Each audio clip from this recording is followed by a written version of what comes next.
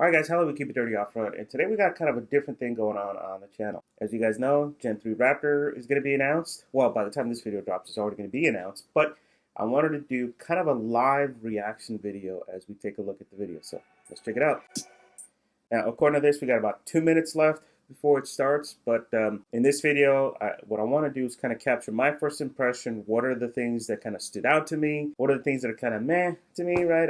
The styling's probably the biggest concern I have. A couple things that I'm expecting is here about the V8. You know, there's no way Ford is going to let the TRX dominate the horsepower side, so they're definitely going to come out with the V8. I do also expect that they're going to do something with a link rear end. It'd be very disappointing to see the Gen 3 have a leaf-sprung back end. It really needs to go to a link rear end. And then a couple other things.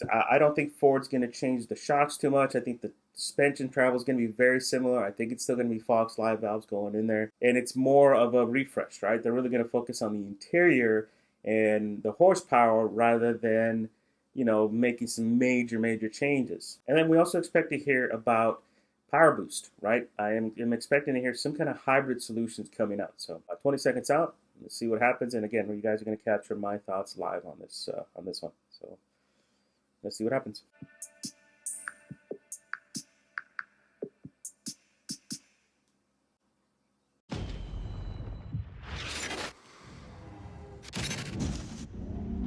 It's like Anza and a Patillo on here.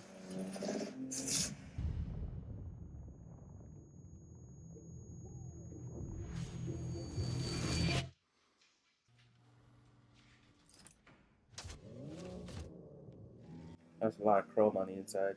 Might have been chrome. Oh, full digital display.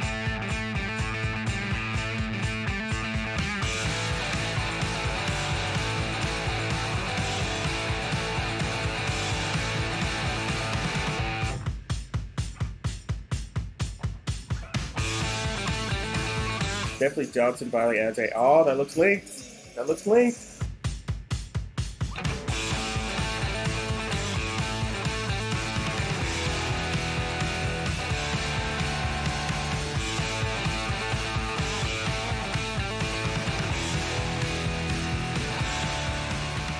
Available this year, summer 2021. Interesting. Uh-oh. Oh, that's not going to be happy. But it says there's more to come in 2021. That was it? Oh, come on. That can't be it. That's all we got. That was just a teaser. That wasn't even like any specs or capabilities or nothing. Honestly, guys, it was cool to see it, but it was also in a way disappointing. I was expecting more specs. I was expecting more details. The one big surprise is that it'll be available this summer. No information on engines. Obviously, it's going to be linked. You guys saw that ARM. No firm dates on availability. None of that stuff. That's very disappointing. I was expecting a whole lot more than a 2 to 3 minute video with no specs. There's also not any good shots of the truck to really like stand and take a look at the styling either. The one thing that I do want to show you guys, if you guys ever looked at the TRX launch videos, the TRX was always on a nice flat fire road, which always bothered me. You know, every time you saw it, it was a nice flat road. It was doing power slides and all that stuff, but it was tame flat roads that even a minivan can take. I do like that the Raptor video is on tough trails. You saw it do whoops, you saw it climb over mountains, you saw it, you know, take a few launches a few times, and it looked fairly smooth considering. But that was disappointing, guys. I was expecting a whole lot more. I was expecting details. I was expecting release dates, specs on the new engine. What are they going to be doing? Not just a quick teaser. Hey, it's going to be available this summer with more to come next year. Alright, so let's take a look at some of this footage here. I went ahead and downloaded the clips, and there's a couple things I want to point out to you guys. Key stays the same, side profile, marker lights do change a little bit. Rear lights look a lot like the current iPhone 50 lights, and the front end has this weird overhang. It's kind of like a Gen 1 styling cue to it. It looks odd to me. Lots of chrome. I'm not a fan of chrome on the inside. I hate chrome on the inside. I like more of a flat black. It has that new 2021 style with a lot of chrome on there. Back end is interesting. So definitely new taillight design. If you guys look at, there's a little taillight there in the middle with a big one up top. It's got more of a squared off design back there. It's a simple change, but it's also very different. Yeah, I don't know. It's weird. We get the full digital display, which I think is pretty cool. Now, I hope Ford does something cool with this. I had a digital display on Range Rover a while back, and it was cool up until you realize there was very little you can do with it. So I hope Ford does some cool stuff with it and allows us to customize it a bit, you know, maybe customize our gauges. I haven't test driven the 2021, so I don't know what the customization options are there. Because like the Tesla one, that one was really cool. You could really pick on what you can display on the sides of it. It gave you a lot of really useful information, and then it gave you the ability to customize based on what you want to see. And I'm hoping Ford does something similar with their digital display. So we'll see. If you guys have a 2021, you guys already know, you know, let us know down in the comments.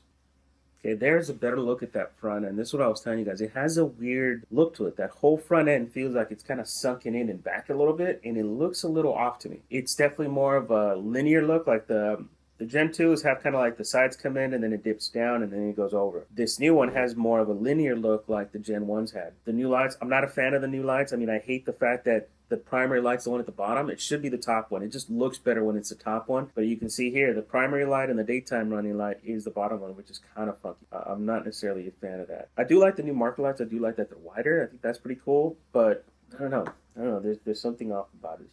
Maybe this is one of those where you're going to have to look at it in person. What does that sound like to you guys? I don't think that sounds like a V8. Live valves look the same. Lower control arms look the same. Looks like they removed the skid plate for this one to get this video. You can see how it's taken off right there.